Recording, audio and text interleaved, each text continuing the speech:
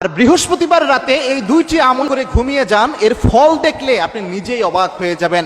মনে রাখবেন, বৃহস্পতিবার রাত বলতে বলা হয় আরবি মাস অনুযায়ী মাগরিবের পরেই কিন্তু তারিখ পরিবর্তন হয়ে যায়, অর্থাৎ বৃহস্পতিবার দিন শেষ হওয়ার পরে যে রাত আসে আরবি মাস অনুযায়ী এটা হচ্ছে জুমার দিনের রাত, শুক্রবারের রাত। এই জুমার দিনের রাত কিন্তু অনেক গুরুত্বপূর্ণ এবং একটি হাদিস থেকে জানা যায় যে জুমার দিন রাতে যদি কোনো ব্যক্তি ইন্তেকাল করে ওই ব্যক্তির কবরের আযাব পর্যন্ত হয় না। এই জুমার দিনের রাতে যদি আপনি দুইটি আমল করতে পারেন, যে দুইটি আমল আল্লাহর হাবিব সাল্লাল্লাহু আলাইহি ওয়াসাল্লাম প্রায় সময়ই করতেন এবং এই আমল দুইটি অনেক গুরুত্বপূর্ণ, যেহেতু জুমার দিনের রাতে আল্লাহ রাব্বুল আলামিন দোয়া কবুল করেন এবং জুমার দিন অন্য সব দিন থেকে অনেক শ্রেষ্ঠ একটি দিন, সুতরাং এই দুইটি আমল করবেন। এক নাম্বার যে আমলটা সেটা হচ্ছে অজু করে ঘুমাতে যাবেন। অন্য সব দিনই রাসূল সাল্লাল্লাহু আলাইহি ওয়াসাল্লাম রাতের বেলায় যখন ঘুমাতে যেতেন অজু করে ঘুমাতে যেতেন, কিন্তু স্পেশালি জুমার দিনটা যেহেতু পবিত্র বরকতময়, এই দিন চেষ্টা করবেন 100% অজু করে ঘুমাতে যাওয়ার জন্য। এই অজু করে ঘুমাতে যাওয়া এটা অনেক ফজিলতপূর্ণ একটি ইবাদত, যেটা আল্লাহর হাবিব সাল্লাল্লাহু আলাইহি ওয়াসাল্লাম সারা জীবন করতেন। আব্দুল্লাহ ইবনে ওমর রাদিয়াল্লাহু তাআলা আনহু হাদিস বর্ণনা করেছেন, সহিহ ইবনে হিব্বানের 328 নম্বর হাদিস এটি।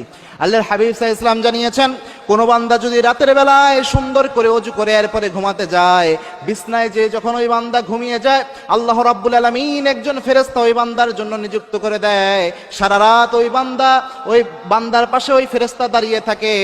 যখনই ওই বান্দা একটু নড়াচড়া করে, ওই ফেরেশতা দোয়া করে, আল্লাহুম্মা গফির লি আবদিক, আল্লাহ আপনার এই বান্দাকে আপনি মাফ করে দেন, কারণ সে অজু করে ঘুমাতে গিয়েছে।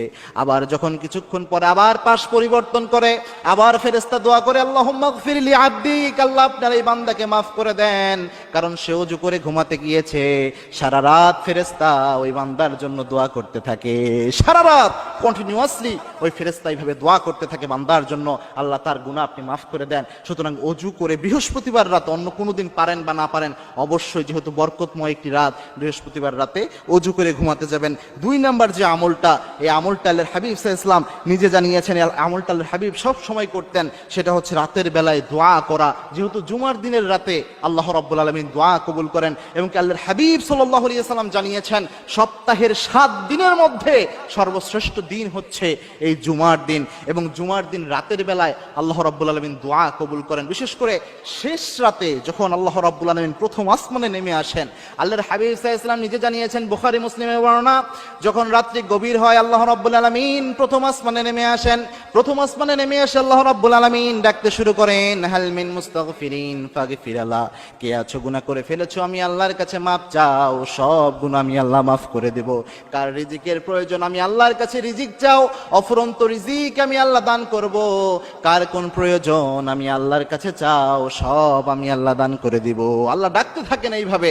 সুতরাং রাতের বেলায় কিন্তু আল্লাহ দোয়া কবুল করেন প্রথম আসমানে নেমে এসে। সুতরাং আপনারা চেষ্টা করবেন জুমার দিন রাতে যদি সুযোগ হয় 2 রাকাত নামাজ আল্লাহর জন্য আদায় করে সেজদায় লুটিয়ে পড়ে মনের যে কোনো বাসনা, যে কোনো ইচ্ছার কথা আল্লাহর কাছে ব্যক্ত করার জন্য আপনার যা প্রয়োজন, ফাইজা সাআলতা ফাসআলিল্লাহ, যা কিছু প্রয়োজন আল্লাহর কাছে যান, ফাইজা ইসতাআনতা ফাসতাইন বিল্লাহ, যা সাহায্য প্রয়োজন আল্লাহর কাছে যান, সব